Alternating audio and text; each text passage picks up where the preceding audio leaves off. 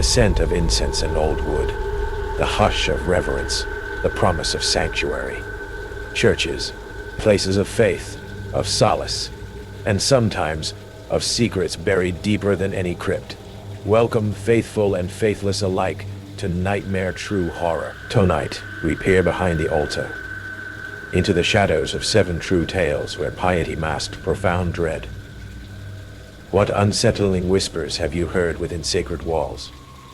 Share your own confessions in the comments, and if the thought of holiness warped into horror calls to a darker curiosity, ensure you are subscribed. Let us pray that you make it through these narratives unscathed, for the most chilling revelations often come cloaked in righteousness.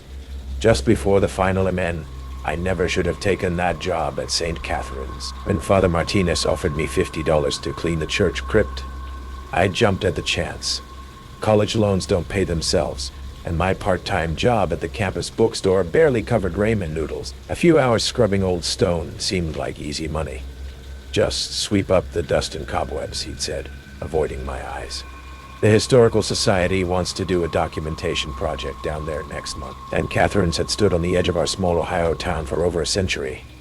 The Gothic structure drew tourists during October, but most locals avoided it. Something about the place felt heavy, oppressive, like the stone walls held too many secrets. I arrived at 8 a.m. on a gray Saturday morning. Father Martinez met me at the side entrance, his weathered hands shaking slightly as he handed me the keys. "Thomas will show you where everything is," he said, nodding toward a massive figure standing in the shadows near the church steps.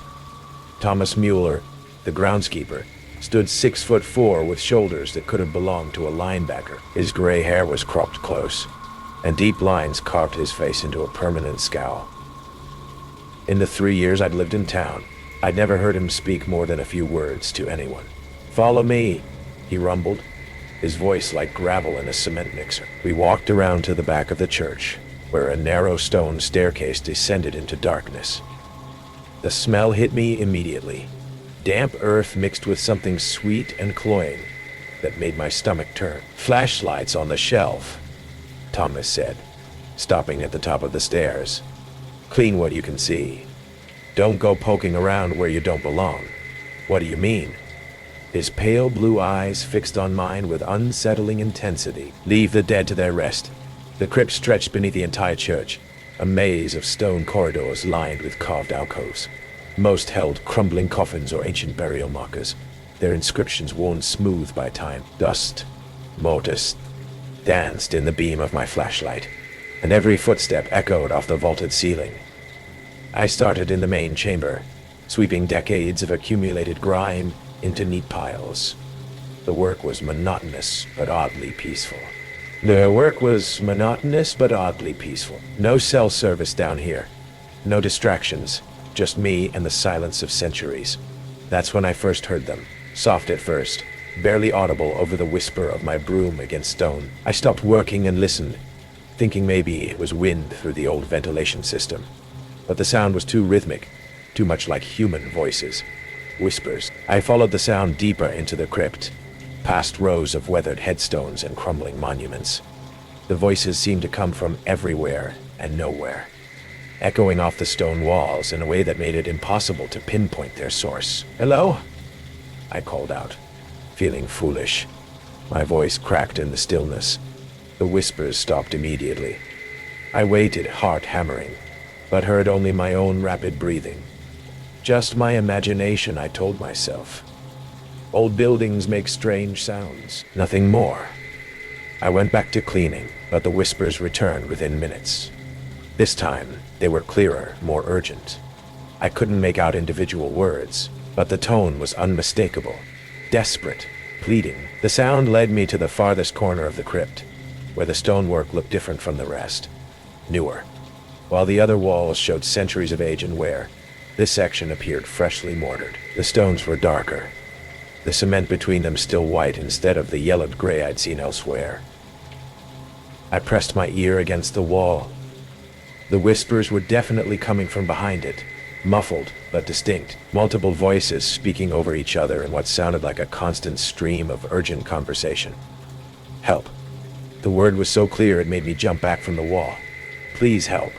My mouth went dry. Someone was trapped behind that wall. I pulled out my phone to call 911, then remembered I had no signal down here. I'd have to go upstairs, but first I needed to be sure of what I was hearing. Can you hear me? I called to the wall.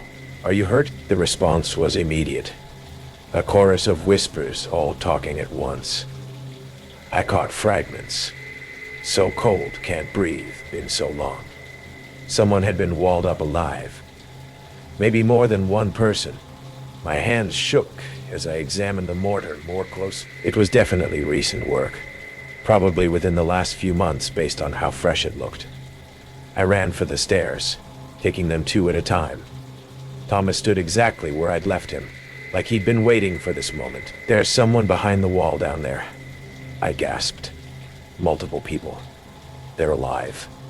His expression didn't change. You didn't listen. We have to call the police. Get them out. No one's getting out. No one's getting out. His massive hand clamped down on my shoulder with crushing force. You should have minded your own business. I tried to pull away, but he was too strong. Let go of me. Can't do that now. You heard them. That makes you a problem. The pieces clicked into place with horrible clarity. The fresh mortar. Thomas's warning about leaving the dead to their rest. The way Father Martinez couldn't meet my eyes when he gave me the job. You put them there? I whispered. Not just me. His grip tightened. Father Martinez helped. Had to clean up some problems in town. People asking too many questions about missing money from the collection plates.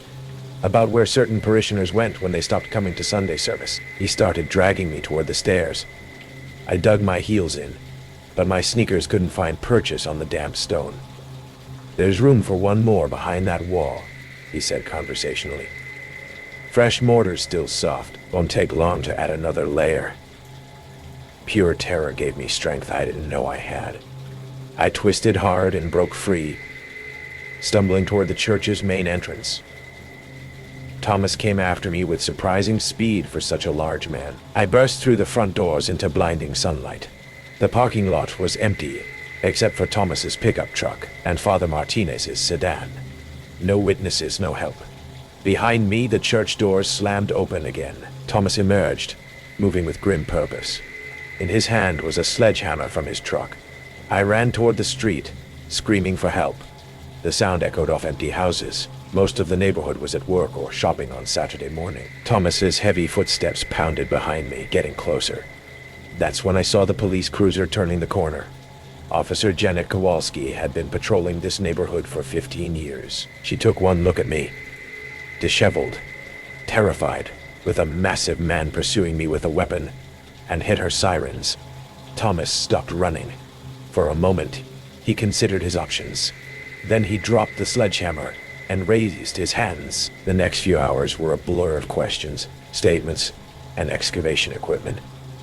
By evening, they'd removed 4 bodies from behind that fresh mortar wall. 3 were missing parishioners who'd been asking uncomfortable questions about church finances. The 4th was a state investigator who'd come to audit the book 6 months earlier. Father Martinez was arrested at his rectory, trying to burn financial records in his fireplace. Thomas confessed everything in custody, showing no remorse for what he called protecting the church's interests. The whispers I'd heard were explained away as settling stones and air pressure changes in the old building. The investigating officers were satisfied with that explanation. But sometimes, late at night, I still hear them, not from the church.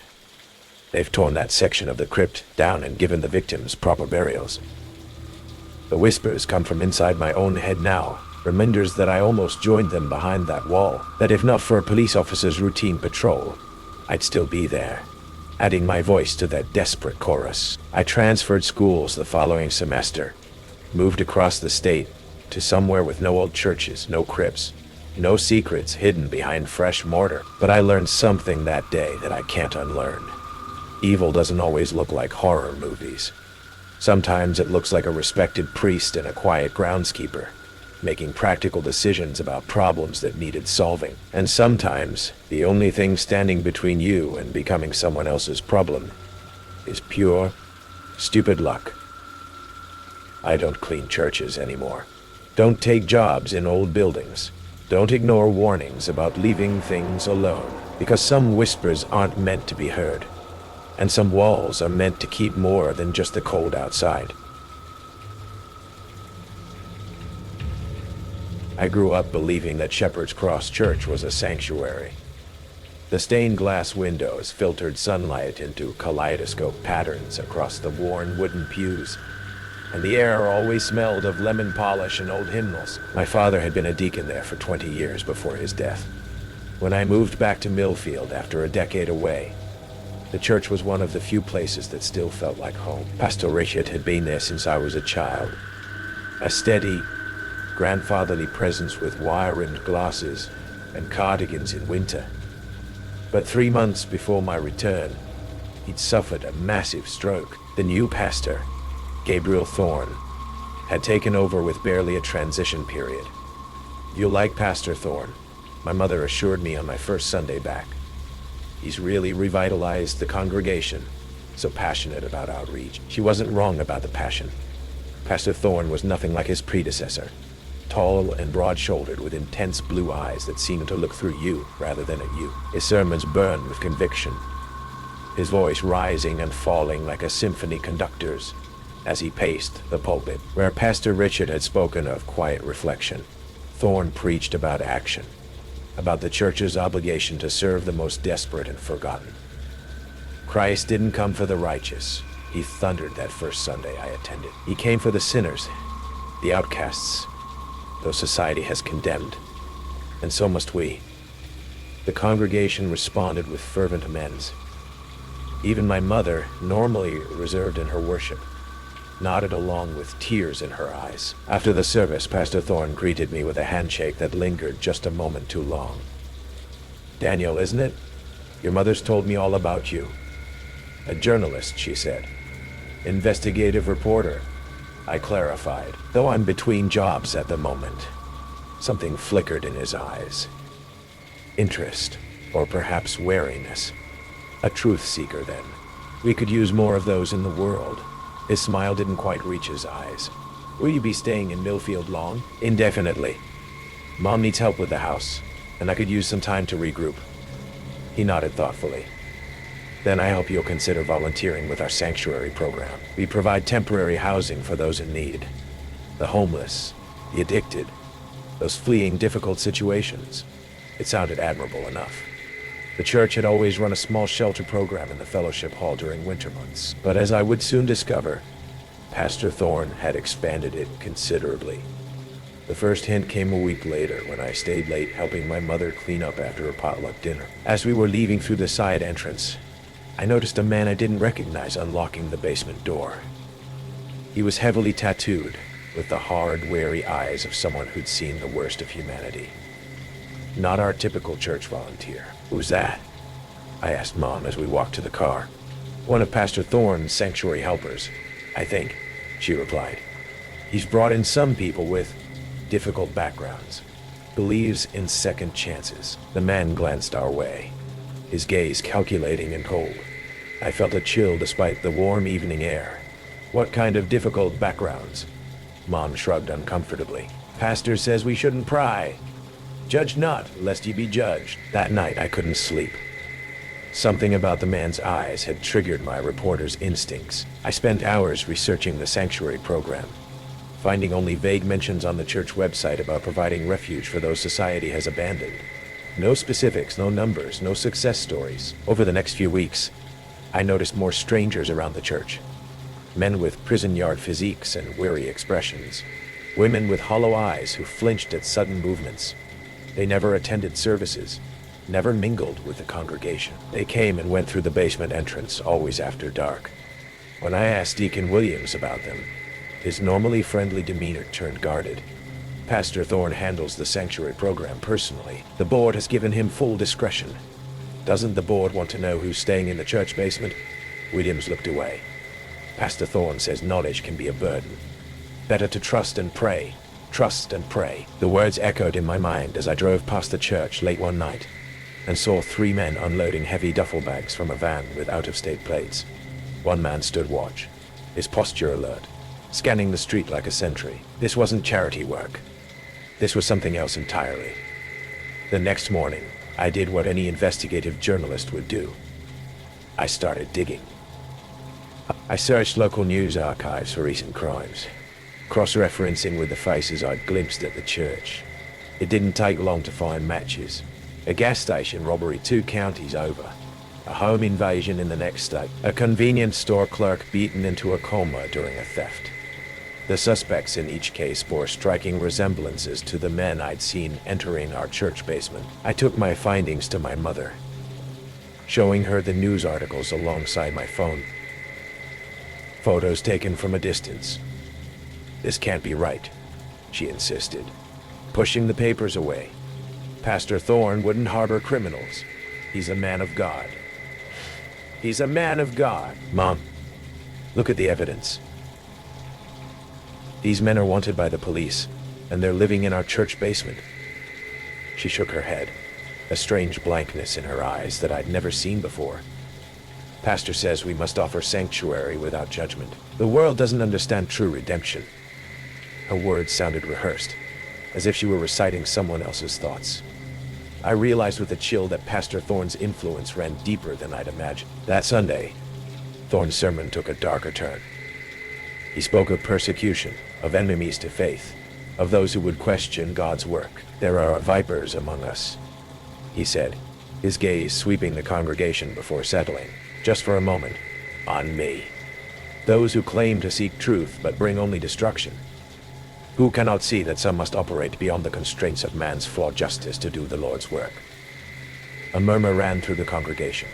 Some nodded fervently. Others looked uncomfortable. My mother gripped my arm, her nails digging into my skin. "Don't make trouble," she whispered. "Please." After the service, I lingered in the parking lot, watching as Pastor Thorne spoke with a group of deacons near the side entrance. Their conversation looked heated, with Deacon Williams gesturing emphatically, while Thorne maintained that same unnerving calm. Finally, Williams stormed off, leaving Thorne watching his retreat with narrowed eyes. I approached Williams as he reached his car. "Everything okay?" He glanced around nervously before answering. "No, nothing's okay.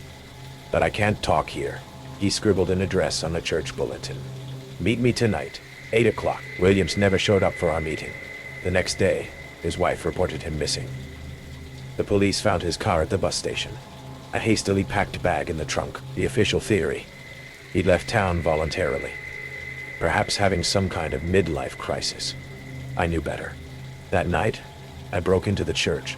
Not my proudest moment, but I needed answers. The basement door was secured with a keypad lock that hadn't been there a month ago. Through sheer luck, I noticed smudges on 4 of the digits. After several attempts, the lock clicked open. The basement had been transformed. What had once been Sunday school classrooms and storage space was now a warren of makeshift bedrooms. Most were empty, but personal belongings suggested recent occupation. Cigarette packs, playing cards, fast food wrappers. In one room, I found a police scanner and what looked like maps of local banks, hastily shoved under a mattress. The last room was different, locked from the outside with a heavy padlock. When I peered through the small window in the door, my blood ran cold.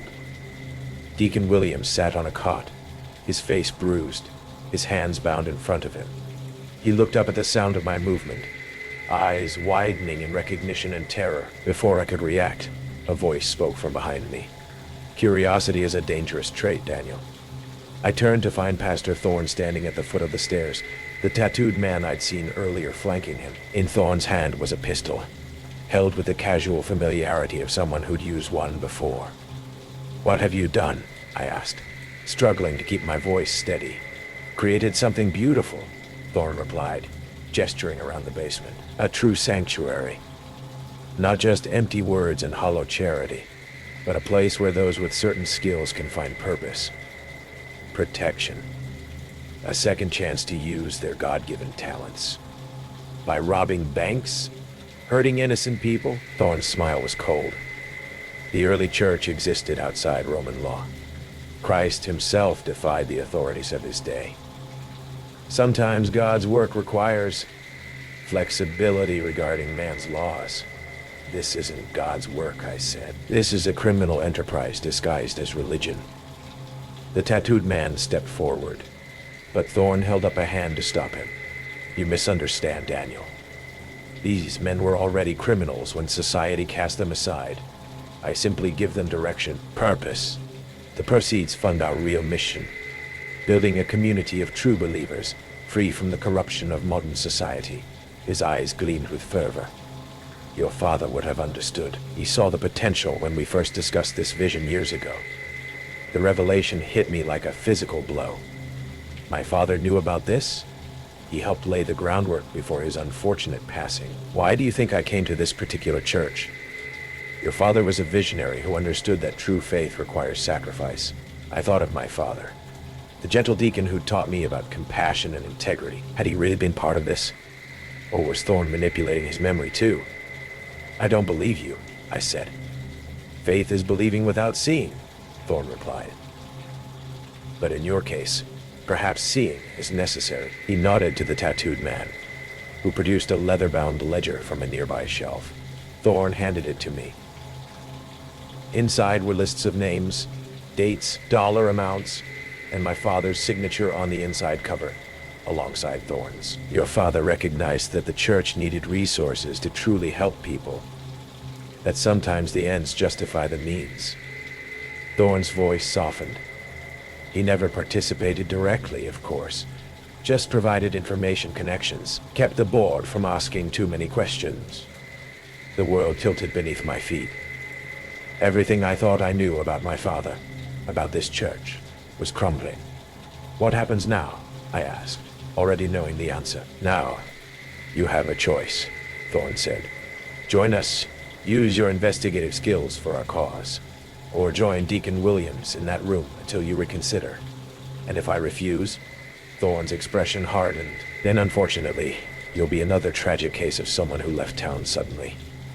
Your mother will be devastated, of course, but she'll find comfort in the church community. In time, the threat was clear. My mind raced, searching for a way out. Then I remembered. My phone had been recording since I entered the basement. If I could just get out of here, get to the police. I need time to think, I said, trying to sound defeated. Of course, faith cannot be forced. Thorne gestured to the tattooed man. Marcus will show you out. And Daniel, don't test my patience. I'm not as forgiving as the Lord. Marcus escorted me upstairs, his grip on my arm tight enough to bruise. At the church door, he leaned close. Boss thinks you're like your old man, he whispered. Weak, easily manipulated. I don't. I think you're trouble. His fingers dug deeper. If it were up to me, you'd already be in the ground. He shoved me outside, the door locking behind me with a final sounding click. I went straight to the police, but without Williams to corroborate my story, the recording wasn't enough for a warrant. The detective listened politely, but seemed skeptical. Churches run homeless shelters all the time, he said. And frankly, Pastor Thorne is highly respected in this community. These are serious accusations. Check the basement, I insisted. Deacon Williams is being held prisoner. We'll look into it, he promised, but his tone suggested otherwise. By the time the police finally obtained a warrant 3 days later, the basement had been completely transformed back into Sunday school classrooms. No maps, no police scanner, no makeshift bedrooms, and no sign of Deacon Williams. Pastor Thorne expressed shock and concern over the allegations, inviting the officers to search the entire church. We're an open book, he told them, the perfect picture of cooperative innocence. The police investigation stalled. Williams remained missing, presumed to have left town voluntarily. The men I'd identified as potential criminals were nowhere to be found. Only my mother believed me, finally. The spell Thorne had cast over her broken by the evidence I'd gathered, and the recording of his threats. Your father would never have been part of this. She whispered as we sat in our kitchen, doors locked, blinds drawn. Never. She showed me my father's private journal, hidden in a box of old tax records. In it, he documented his growing concern about Pastor Richard's replacement, a man calling himself Gabriel Thorne, who had appeared with impeccable but unverifiable credentials. My father had been investigating him quietly, noting inconsistencies in his background, strange late-night meetings, new faces appearing around the church. The final entry, dated 3 days before his fatal heart attack, was chilling. Confronted T today about discrepancies. His reaction disturbing. Threatening. Taking evidence to police tomorrow. My father hadn't been Thorne's accomplice. He had been his victim. Armed with the journal, we went back to the police. This time, they took us more seriously, expanding their investigation to other churches where Thorne had served. A pattern emerged. Communities left in disarray. Missing funds. Unexplained disappearances. Thorne himself had multiple identities. His ministerial credentials forged. But Thorne was gone before they could arrest him, along with most of his sanctuary residents. The church bank accounts had been emptied. The basement, when thoroughly searched, yielded only a single clue. A small room concealed behind a false wall, containing a cot, water bottles, and a blood-stained shirt that DNA testing would later confirm belonged to Deacon Williams. 6 months later, I received an envelope with no return address. Inside was a church bulletin from a small town in Oregon, announcing the arrival of their new pastor, a charismatic man dedicated to outreach and sanctuary for those in need. The photo showed Thorne, now with a beard and different glasses, but unmistakable.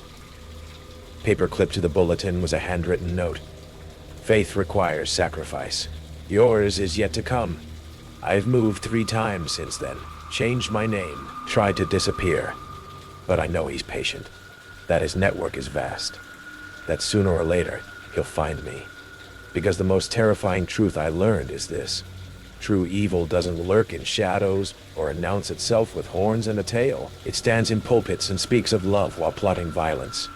It twists our deepest beliefs into weapons. It offers sanctuary with one hand while holding a knife behind its back with the other. And it never, ever forgets those who threaten to expose it. Sometimes I still dream of Shepherd's Cross Church, the sunlight through stained glass, the smell of lemon polish and old hymnals. In those dreams, I'm a child again, safe in my father's shadow as he greets parishioners at the door. Then I wake and check the locks and wonder which sanctuary might become my tomb. I'm 27, a librarian in a quiet Indiana town, the kind where the biggest drama is a late book find. After a lonely year, I joined the church choir for some connection, singing hymns, sipping coffee with folks after practice. It felt good, grounding, but there was this one guy, Paul, maybe 40, with a stare that lingered too long, like he was memorizing my face. A few weeks in, I found a wilted rose tucked under my car's wiper. After practice, no note, just the flower, its petals brown and curling. I brushed it off as a weird gesture, but my gut churned. Then the poem started, handwritten, slipped into my choir folder, full of dark imagery about shadows and silence. Last night, I saw Paul's beat-up sedan parked across from my house, its engine idling, his silhouette unmoving in the driver's seat. The street lamp cast a sickly glow over Paul's car, its rusted frame blending into the dark. My hands shook as I closed the curtains, my breath fogging the window. I told myself he was just... what? Lost. Checking on me. My brain scrambled for excuses, but my pulse raced. I double-checked the locks. The deadbolts clicked too loud in the quiet. The choir's hymn still echoed in my head, now twisted, mocking. The next practice, Paul's eyes locked on me from across the room, unblinking, his hymn book unopened. My throat tightened, but I sang anyway, my voice shaky. After, I found another gift, a dead daisy. Its stem snapped, tucked into my coat pocket. My stomach lurched. I scanned the parking lot, but Paul was already gone. That night, my porch light flickered, and a faint scratch came from the front door, like nails dragging across wood. I started driving different routes home, avoiding the church's dark lot, but the poems kept coming, each one darker, lines about, eyes in the dark, and a voice that never speaks. One had a smudge of something red, like blood or paint, smeared across the page. I showed it to Sarah, the choir director, a kind woman in her 50s. Her face paled, but she said, "Paul's just eccentric, harmless." Her hands twisted her scarf, and she wouldn't look at me. Late one night, I woke to my dog, Luna, growling at the window. My heart pounded as I peeked through the blinds. Paul's sedan was back, parked under a broken streetlight, its engine off. A shadow moved inside, too still, like he was waiting. I grabbed my phone, fingers trembling, but didn't call the cops. Yet. What would I say? He hadn't done anything. But my intuition screamed danger, drowning out reason. The next evening I stayed late at the library, avoiding home. As I locked up, a crumpled note fell from my bag. You can't hide. My knees buckled. I scanned the empty lot, the wind carrying a faint metallic clink, like keys jingling. I sprinted to my car, my breath ragged, and drove to a friend's house, my hands gripping the wheel so hard my knuckles whitened. I told the police about the notes, the flowers, the car. They questioned Paul, who claimed he was checking on the neighborhood as a volunteer watchman. No proof, they said, but they'd keep an eye out. I quit the choir, but the gifts didn't stop. A wilted lily appeared in my mailbox, then a poem taped to my door, describing my bedroom window in detail. My skin crawled. I started sleeping with a knife under my pillow. Luna's growls my only warning. One night, the power cut out, plunging my house into darkness. Luna's hackles rose, her growl low and guttural. A soft thud came from the backyard, then a slow scrape like a blade on glass. My heart slammed against my ribs. I crept to the kitchen, knife in hand, and peeked out. Paul stood by my fence, his face pale in the moonlight, holding a bundle of dead flowers. His eyes met mine and he smiled, a slow, hollow grin that froze my blood. I called 911, whispering into the phone, my voice barely audible. The operator told me to stay put. Minutes later, sirens wailed and headlights flooded the yard. Paul was gone, but the cops found a duffel bag by my fence. Rope, duct tape, and photos of me, taken from across the street, through my windows.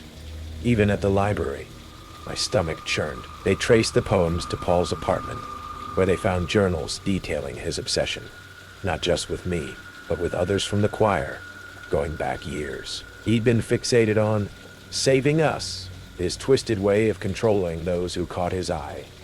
Paul vanished before they could arrest him. I moved to a new town, a cramped apartment with bars on the windows. I don't sing anymore.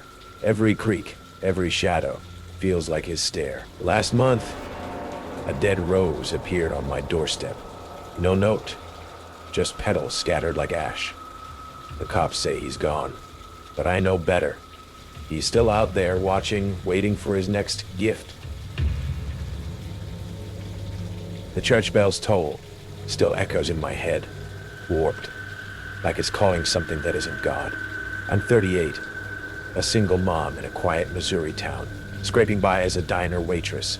My nights spent baking cookies to feel normal, but nothing's been normal since my daughter, Grace, joined the new Covenant youth group last fall. They took her piece by piece, and what they did in that basement.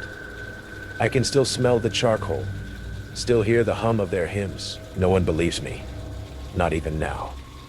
Grace was 16, always glued to her phone, TikTok her lifeline. When she started going to New Covenant, I was relieved. Pastor Eli, with his warm smile and khakis, preached about community and purpose, better than her scrolling all night. She came home buzzing, talking about volunteering, friends, but then she changed. Stopped texting, stopped laughing, her eyes dull, like someone turned off her spark.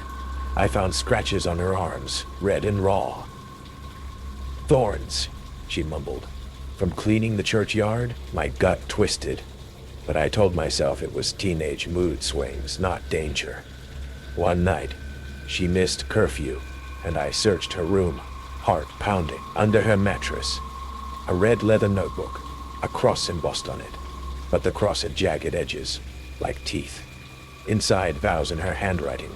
Step 3, purge the liar's tongue. Diagrams of hand signs, a list of names, hers circled in black ink, others crossed out. My hand shook, the eager creaking of her floorboards loud as I hit it back. Reason said it was a club, a phase, but intuition screamed she was slipping away. At 2 a.m., headlights swept my curtains.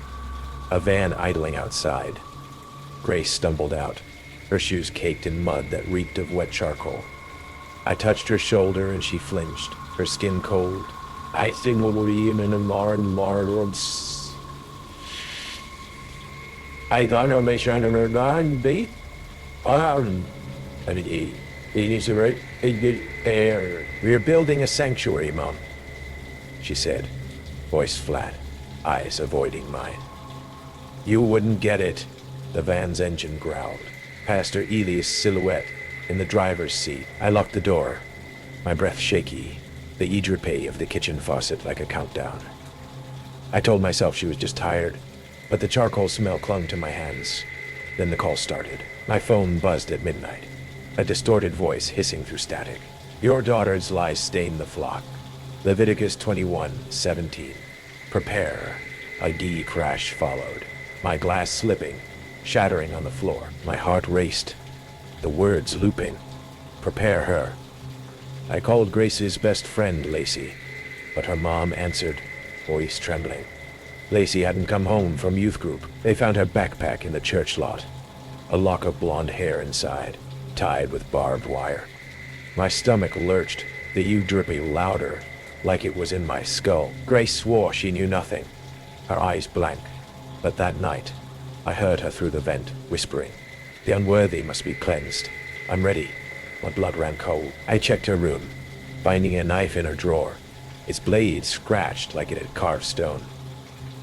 I told myself it was a craft project, but my hands shook, the barbed wire image burning in my mind. I followed her the next Tuesday, 11 p.m., rain hammering the streets.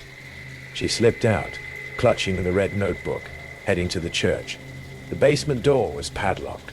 From inside, a cracked window leaked steam, the air sour, like charred meat. I peered through, my flashlight flickering, catching white-robed figures, 20 kids circling a stone trough. Pastor Eli stood above, holding a cattle prod, its buzzy sharp. Lacey lay in the trough, gagged, wrists raw, blood trickling. Eli's voice was smooth, venomous. The pure vessel feels only clarity. Grace stepped forward, taking the prod, her face empty, like a doll's. My phone rang, my ringtone blaring, the home was stopping. 20 heads snapped toward me, whispering, unworthy, unworthy. I ran, tires screeching as I peeled out, Eli's van tailing me, its headlights blinding. I hit the police station, gasping, showing them the notebook. But its pages were blank. Just grocery lists, my handwriting somehow.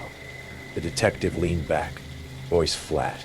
Teen drama happens, my throat tightened, their dismissal like a blade. Grace didn't come home. The church claimed she was at a retreat.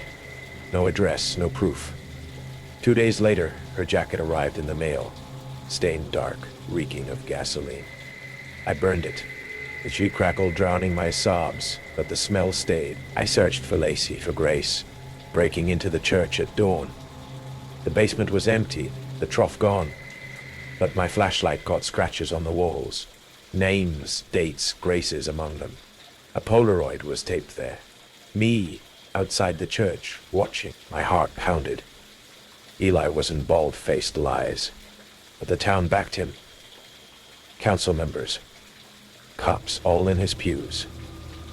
His motive was control, a twisted faith to mold kids into BV vessels, silencing doubters to keep his flock pure. Last week I saw her, 3 a.m., in my backyard, Grace, smiling, hollow. She pressed a coffin nail into my palm, its point drawing blood. They let me visit, she whispered, to offer you a choice. A van idled nearby. It's Hummel, like that hymn, off-key, wrong.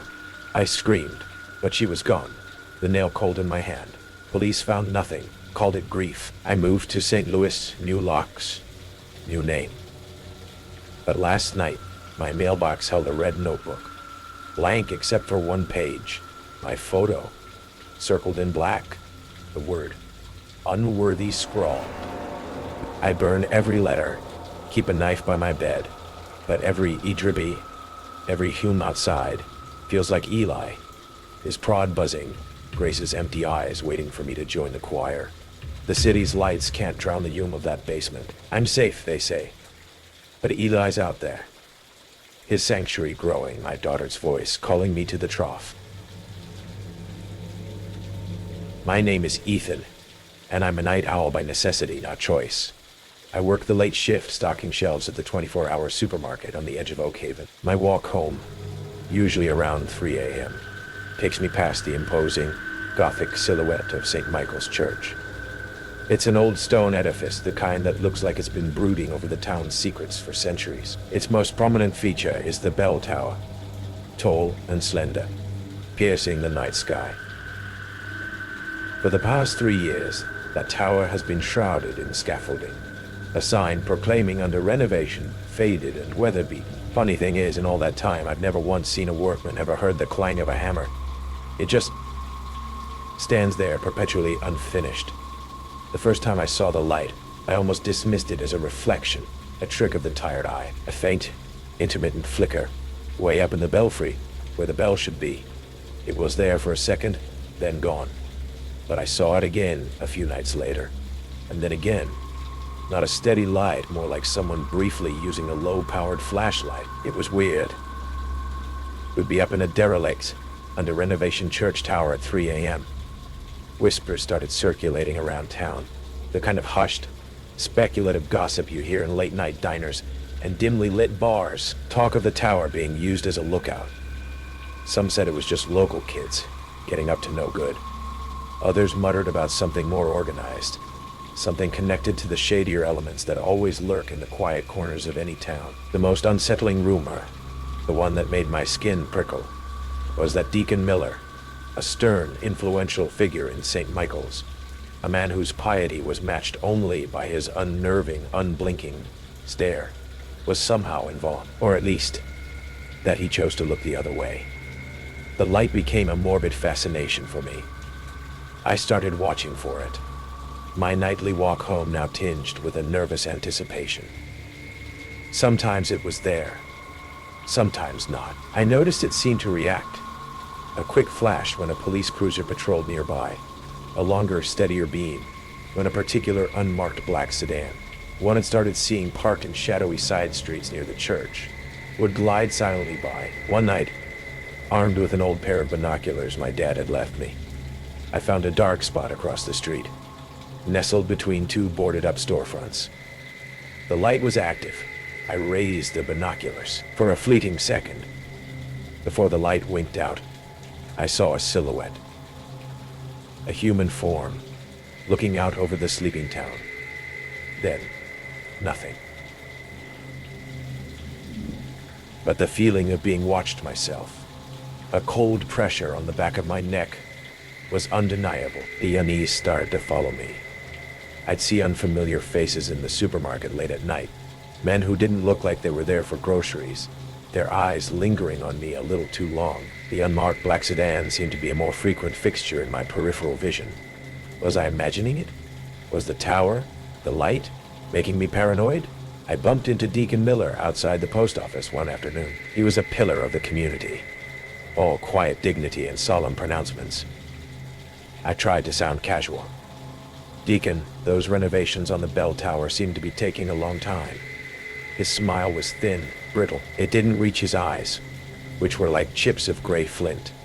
The Lord's work moves at its own pace, Ethan, he said, his voice smooth, yet with an undercurrent of something hard. Some things are best left to those entrusted with their care. Patience is a virtue after all. It felt less like an answer and more like a veiled warning. The night of the storm, everything escalated. Rain lashed down, wind howled, and the power across most of Oak Haven flickered and died. My walk home was a battle against the elements. As I neared St. Michael's, its dark form almost invisible against the tempestuous sky, I saw the light in the tower. Not a flicker this time, but a steady, focused beam, sweeping slowly across the rain-swept streets. Like a lighthouse, but searching for something specific. A reckless curiosity, fueled by weeks of unease and a growing sense of dread, took hold. The main church doors would be locked, impenetrable. But I knew of an old, seldom-used side gate, usually rusted shut, that led to a small courtyard at the base of the tower. Till a night, driven by the storm's cover and the desperate need to understand, I decided to try it. The gate groaned open with surprising ease. The courtyard was a pocket of swirling wind and rain. At the base of the tower, a narrow, arched wooden door, one I'd never noticed before, was slightly ajar. A sliver of deeper blackness against the storm. The air coming from it smelled of damp stone, dust, and something else. Stale cigarette smoke and a faint, sharp metallic tang. My heart hammered against my ribs. I pushed the door open and stepped inside. A narrow, winding stone staircase spiraled upwards into darkness. Flashlight app on my phone held high. I began to climb. The only sounds were my own ragged breathing, the drumming of rain against the tower walls, and a low, almost inaudible hum from above. As I neared the top, the hum resolved into voices. Low, urgent, male. I reached a small landing, a heavy wooden door leading into what must be the belfry. I pressed my ear against it. Package secure at the old cannery dock. No witnesses, Miller's contact confirmed. Shipment moves before dawn. My blood ran cold. This wasn't just a lookout. This was an operation. I peered through a tiny crack in the warped wood. 2 men. Faces I vaguely recognized from those late-night supermarket encounters were inside. They had high-powered binoculars, night vision goggles, a radio crackling softly. Maps were spread out on a makeshift table. They were coordinating something. Something big. Something illegal. Suddenly one of them stiffened, his head snapping towards the door. "Hear that?" he hissed. A floorboard beneath my feet chose that exact moment to let out a loud, protracted creak. The door burst open. I was face to face with them. Their eyes widened, first in surprise, then in a cold, hard fury. One of them had a pistol tucked into his waistband. He reached for it. In that split second, as adrenaline flooded my system, a sound erupted that was so loud, so unexpected, it made all 3 of us jump. The great bell of St. Michael's, silent for years, unused, let out a single, deafening, resonant bong. It vibrated through the stone floor, through my very bones. In the ringing confusion, I didn't think. I shoved the man closest to me, hard, and scrambled back towards the stairs. They shouted, curses echoing in the narrow space. I half fell, half ran down those treacherous winding steps, expecting a gunshot, a hand grabbing my ankle. I burst out of the tower door, into the raging storm, and ran. Ran like my life depended on it, because I knew with chilling certainty that it did. I went to the state police the next morning, not the local Oak Haven PD. I told them everything. The light, the rumors, Deacon Miller, the voices, the bell. They listened. They investigated. Deacon Miller, citing the sanctity of church property and the ongoing renovations, delayed their access to the tower for nearly a day. By the time they got inside, it was empty. Dust, cobwebs, a few old pigeon nests, no equipment, no maps, no sign of recent occupation. The scaffolding remained. The renovations were officially still in progress.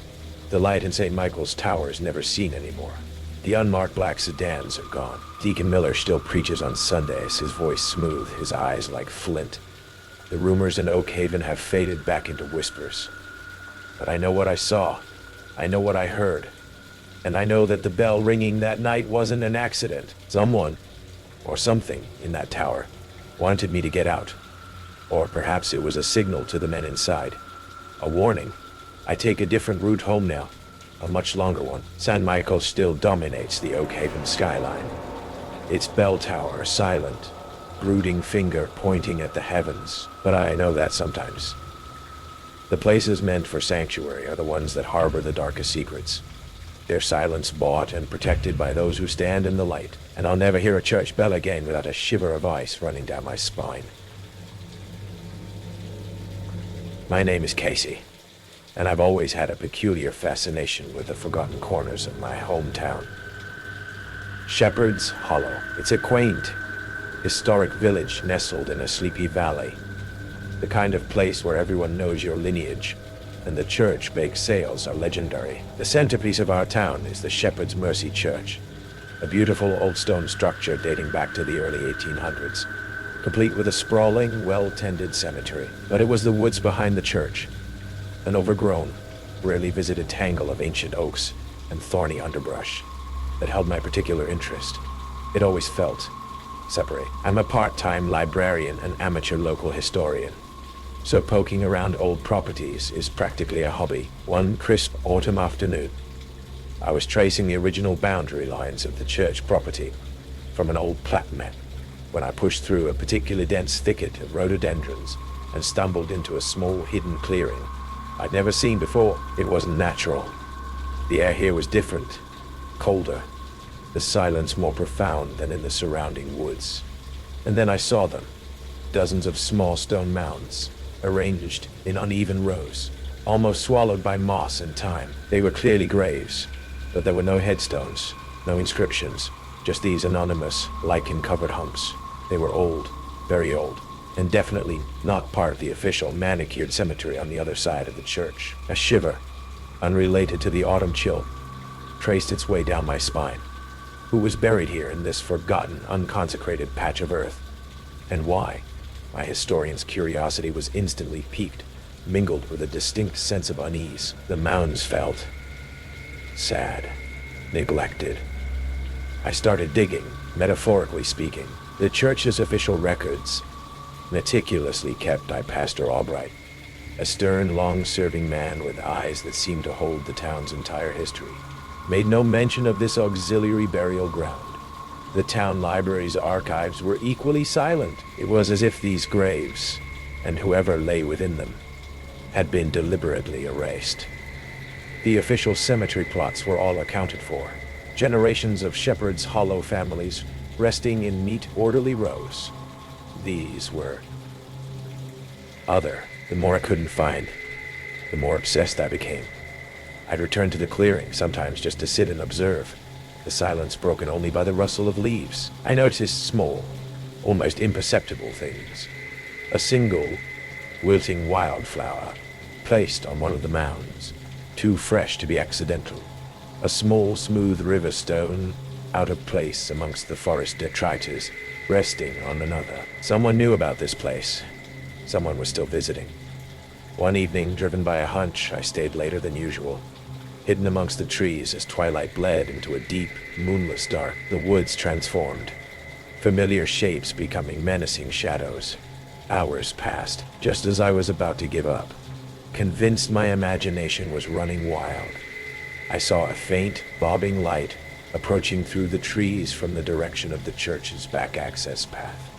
My heart hammered. A figure emerged, cloaked and hooded, moving with a slow, deliberate gait.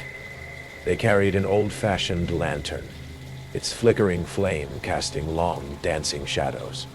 They went directly to the clearing of unmarked graves. I watched, breathless, as the figure knelt by one of the mounds, the one where I'd seen the wildflower. They seemed to be murmuring something, too low for me to hear. Then, they carefully placed a small, dark object on the grave before rising and slowly making their way back towards the church. I waited until they were long gone before daring to investigate. The object I had left was a crudely carved wooden bird, small and weathered. It felt like an offering, a personal, secret tribute. Who was this nocturnal visitor?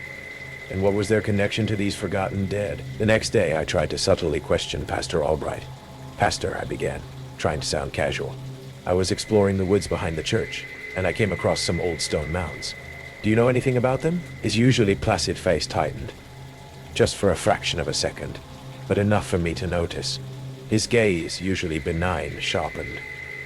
The woods hold many old things, Casey, he said, his voice smooth, but with an underlying coolness. Boundary stones, remnants of old farmsteads.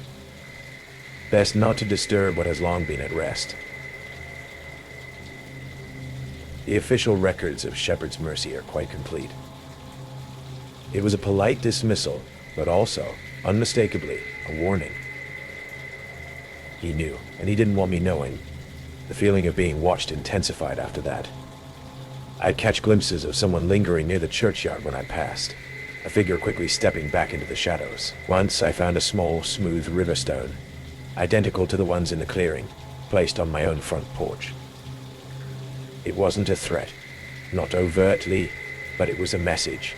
We know you know. The climax came during the annual Founders' Eve vigil at the church, a solemn, candlelit affair commemorating the town's original settlers. The entire town attended. I used the opportunity, the distraction of the service, to slip back into the woods, drawn by an irresistible, terrifying pull. I had to understand. The clearing of unmarked graves was eerily silent under the sliver of a new moon. As I stood there, a new detail caught my eye. One of the mounds, slightly larger than the others, looked different. The earth around its base seemed freshly disturbed, darker, as if recently dug and refilled, and a new wooden bird, larger than the others, sat atop it. My blood ran cold. This wasn't just ancient history. This was ongoing. A twig snapped behind me. I whirled around. Pastor Albright stood there, not in his clerical robes, but in dark, simple clothes, his face a mask in the gloom. He wasn't alone. Two other figures, men I vaguely recognized as longtime, devout members of his congregation, flanked him. They carried shovels, not for gardening. Curiosity is a dangerous thing, Casey, Pastor Albright said, his voice no longer smooth, but flat, cold. Some flocks are best left untended by outsiders. Who is buried here? I demanded, my voice shaking but defiant. Why isn't it in the records? A strange, almost sorrowful look crossed his face. Those who threaten the serenity of our community. Long ago. He sighed. The church, in its mercy, provided them a final, quiet resting place. Unacknowledged, unremembered by the world. It was a kindness to preserve the town's harmony. I choked out. This is a secret graveyard for people of the town. Disposed of? Disposed is such an uncharitable word. One of the other men grunted, taking a step forward. They were guided from the path for the greater good. The greater good. The harmony. The town's pristine reputation, built on a foundation of forgotten, unmarked graves. The offerings, the nocturnal visits. It wasn't just remembrance. It was a continuation of a dark tradition, a way of ensuring the secret stayed buried, tended by a select few. The new disturbance. Had someone else recently strayed? Pastor Albright raised a hand. You've seen what you were not meant to see, Casey. You understand things you were not meant to understand. His eyes were filled with a chilling resolve. And now, a decision must be made for the harmony of Shepherd's Hollow. There was no escape through the woods. His men blocked the way. My only chance was back towards the church, hoping the vigil was ending, hoping for witnesses. I feigned a stumble, then lunged past them, sprinting towards the faint glow of the churchyard. I heard them behind me, their movements surprisingly agile. I burst into the churchyard just as the congregation was beginning to disperse, their candles flickering. My sudden wild appearance, my shouts for help, shattered the solemn atmosphere. Pastor Albright and his men stopped at the edge of the woods, their faces retreating into the shadows, their purpose thwarted by the sudden influx of light and people. The investigation that followed was quiet, hushed. Pastor Albright, a man of immense influence, spoke of old informal burial practices, of protecting the town from forgotten scandals. There were no bodies exhumed from that hidden clearing, no charges filed. The official story became one of misinterpretations and an overactive imagination on my part. The town wanted to forget. Again, Shepherd's Hollow still looks quaint, historic. Shepherd's Mercy Church still stands, its stones holding centuries of secrets. But I know what lies in the woods behind it. I know that some congregations are bound not by faith, but by the shared burden of what they've buried. And I know that sometimes The most terrifying truths are the ones a whole town conspires to keep silent, tended by the faithful in the dark, unmarked earth. I've attended Lakewood Community Church since I was old enough to sit still through a sermon. It's where my parents were married, where I was baptized, where I've marked every significant milestone of my life. As church treasurer for the past decade, I knew every financial detail of our small but devoted congregation, from Mrs. Wilson's reliable $5 weekly offering to the ongoing roof repair fund that never quite reached its goal. When Pastor Davis announced his retirement after 30 years of gentle leadership, a ripple of anxiety passed through our community. Who could possibly fill the shoes of a man who had shepherded us through decades of births, deaths, marriages, and crises? The church board moved quickly, bringing in Reverend Gabriel Thorne as our interim pastor within weeks. Reverend Thorne didn't just fill Pastor Davis's shoes. He blazed his own trail. Tall and striking with prematurely silver hair and eyes that seemed to hold you in place. He brought an energy our church hadn't felt in years. His sermons crackled with intensity. His prayers felt like direct lines to heaven, and attendance swelled under his leadership. Even my wife, Meredith, who had always been quietly devout, found herself swaying during worship, eyes closed, hands raised. "He's exactly what this church needed," she whispered to me after his third Sunday. "Someone who actually believes in the power of faith." I nodded, though something in me remained hesitant. Perhaps it was the way his smile never quite reached his eyes, or how he studied people rather than simply looking at them. Or maybe it was just the accountant in me, noticing how quickly he'd convinced the board to approve a discretionary fund that only required his signature. A clear violation of our usual financial protocols. 6 weeks after his arrival, Reverend Thorne announced a new ministry: special healing services on Wednesday evenings. "God has blessed me with a gift," he explained, his voice dropping to a reverent hush that somehow carried to every corner of the sanctuary. "A gift of discernment and healing that I'm called to share with this community. Those of you carrying burdens, physical pain, emotional wounds, spiritual blockages, come and experience true liberation."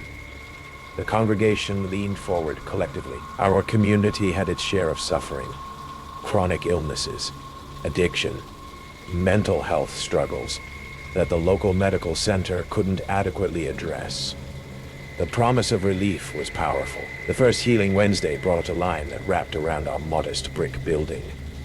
Meredith was among them, her migraines having worsened over the past year despite various medications. I dropped her off with a quick kiss and a promise to return in 2 hours. When I picked her up, she wasn't the same woman. Her eyes had a glassy, unfocused quality. She moved with dreamlike slowness, and an angry bruise was forming on her forearm. "What happened?" I asked, gently touching the discolored skin. "Release of toxins," she murmured, her voice oddly hoarse. "Reverend Thorne says it's part of the healing process. The body must purge darkness before it can receive light." In her purse was a carbon copy of a check, $300 made out to Spiritual Renewal Ministries, an entity I'd never heard of despite being the church treasurer. "It was worth every penny," she whispered when I questioned the amount. "I feel things leaving my body, Mark. Dark things." That night, Meredith slept deeper than I'd seen in years, occasionally twitching and murmuring unintelligible phrases. By morning, she claimed her migraines were gone, replaced by a profound sense of peace. The bruise on her arm had darkened to a deep purple. I might have let it go if Meredith had been the only one, but over the next few weeks, I noticed a pattern among the healed.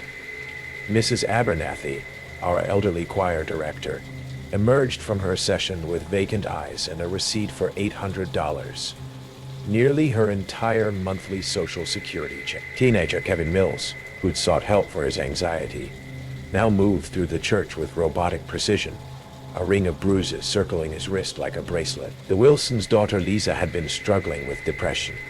After her session, she donated her college fund to Reverend Thorne's ministry and spoke in monotone about her spiritual rebirth. They all shared the same symptoms: initial euphoria followed by docile compliance, memory gaps about the healing sessions themselves, unexplained bruising, and significant financial offerings. None would hear a word against Reverend Thorne. I'm new, right, Harry? A word against Reverend Thorne. When I gently questioned Meredith about what actually happened during her session, she grew defensive, then frightened, then simply shut down, staring at the wall until I changed the subject. Something was very wrong at Lakewood Community Church. I began documenting everything. The changes in behavior, the financial transactions, the physical marks. I researched Reverend Thorne's background, finding troubling gaps in his history and a pattern of brief tenures at churches across 5 states. Most concerning were the 3 congregations that had dissolved entirely within a year of his departure, their assets liquidated, their members scattered. During a late night at the church office reviewing financial records, I discovered something that made my blood run cold. Reverend Thorne's Spiritual Renewal Ministries had processed over $50,000 in just 6 weeks, all in cash, all without proper documentation. The money trail led to an offshore account I couldn't trace further. As I photographed the statements with my phone, the office door swung open. Reverend Thorne stood in the doorway, his tall frame backlit by the hallway lights. Working late treasurer, his voice was pleasant, but something in his tone raised a hair on my arms. Your dedication to stewardship is admirable. Just reconciling the accounts, I replied, trying to keep my voice steady as I slipped my phone into my pocket. My quarterly reports coming up. He stepped into the room, closing the door behind him with a soft click that sounded unnervingly final. I've been meaning to speak with you, Mark. You seem resistant to the spiritual renewal happening here. Your skepticism is becoming a concern. I'm just doing my job, I said. Financial oversight is my responsibility. There are different kinds of oversight. He moved closer, forcing me to look up at him from my seated position. Different kinds of responsibility. Your wife, for instance. Meredith has embraced remarkable healing. Wouldn't you like the same opportunity? The mention of Meredith sent a chill through me. What exactly happens in those healing sessions, Reverend? His smile tightened. Divine intervention works in mysterious ways. But I sense darkness around you, Mark. Resistance, questions. These block the healing process. For a brief moment, his carefully constructed facade slipped. In his eyes, I glimpsed something cold and calculating. The look of a predator assessing prey. Perhaps you should schedule a session, he continued. Tomorrow evening. I could help you understand better. I'll consider it, I lied, gathering my papers. It's late. I should get home to Meredith. His hand landed on my shoulder, fingers digging in with surprising strength. She's already scheduled another session tomorrow. Didn't she tell you? The healing process requires maintenance. I pulled away, moving toward the door. Good night, Reverend. His voice followed me down the hallway. We all need healing, Mark. Some just don't know how broken they truly are. When I got home, Meredith was already asleep, or appeared to be. When I touched her shoulder, she didn't stir, her breathing unnaturally deep and rhythmic. On her nightstand sat an unmarked prescription bottle containing 3 small blue pills. My wife didn't take medication beyond occasional ibuprofen for her migraines. The next morning, Meredith had no memory of the pills. Maybe the doctor prescribed them at my last checkup, she suggested vaguely, though her last appointment had been months ago. When I mentioned her upcoming maintenance session, she brightened. Yes. Reverend Thorne says I need regular cleansing to prevent spiritual regression. I called in sick to work and spent the day researching. The pieces began to fit together. Reverend Thorne's techniques matched descriptions of hypnotic induction combined with psychological manipulation. The bruises suggested physical restraint. The healing sessions followed a pattern documented in cult deprogramming literature. Isolation, disorientation, suggestion, and financial exploitation. Most disturbing were the pills. I took one to a pharmacist friend who examined it off the record. This contains a benzodiazepine compound, he told me gravely. Similar to Rohypnol, but with additional elements I can't identify. Where did you get this? By evening, I had a plan. I drove Meredith to her session, but didn't leave the church parking lot. Instead, I waited 15 minutes, then entered through the side door using my treasurer's key. The sanctuary was dark except for candlelight flickering from beneath the closed door of the small prayer room behind the altar. As I crept closer, I heard Reverend Thorne's voice. That same hypnotic cadence, but now with an edge of command. Deeper now. Let yourself sink further. Your mind belongs to the process. Your body is a vessel for cleansing. Through the door's small window, I saw Meredith seated in a straight-back chair, her eyes closed, head lolling slightly. Reverend Thorne circled her, one hand on her shoulder, the other holding a small pendulum that swung before her unseeing eyes. On a table nearby lay leather restraints, a syringe, and several vials of clear liquid. The air was thick with incense, not the usual church variety, but something heavier, more medicinal. The pain is necessary, he was saying. Pain releases the darkness. Now tell me your password again. Now, tell me your password again. Sunflower 7692. Meredith mumbled, her voice childlike and distant. Good. And the account balance? $43,812. Our entire savings, our future. I felt sick as understanding dawned. This wasn't just spiritual manipulation. It was calculated financial predation. I must have made a sound, because Reverend Thorne's head snapped up. Our eyes met through the window, his widened briefly before narrowing with cold fury. He moved toward the door as I fumbled for my phone, trying to call 911. The door flew open. Thorne lunged forward, his face transformed from serene spiritual leader to something feral and desperate. We struggled, my phone clattering across the floor. Meredith screamed as she emerged from her trance. The syringe in Thorne's hand plunged toward my neck before I knocked it away. What saved us was the arrival of Deacon Williams, who'd come to the church to drop off donation envelopes. Hearing the commotion, he burst into the prayer room to find Reverend Thorne pinning me against the wall, the syringe now aimed at my throat. What in God's name? Williams began before taking in the scene, Meredith half-conscious in the chair. The restraints on the table, the vials of drugs. Thorne's mask slipped completely. Get out, he snarled at Williams. This doesn't concern you. But it was too late. The facade had cracked. Within minutes, Williams had called the police while keeping Thorne at bay with a heavy brass candlestick. The evidence was damning.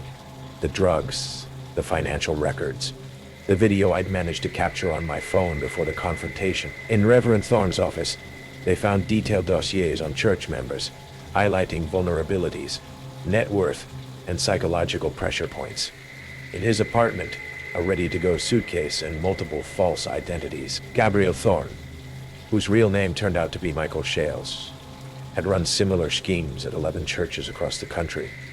He targeted small, struggling congregations, especially those with aging populations and substantial collective assets. The healing was a sophisticated combination of hypnosis, psychological manipulation, and chemical sedation, designed to create dependence while facilitating financial extraction.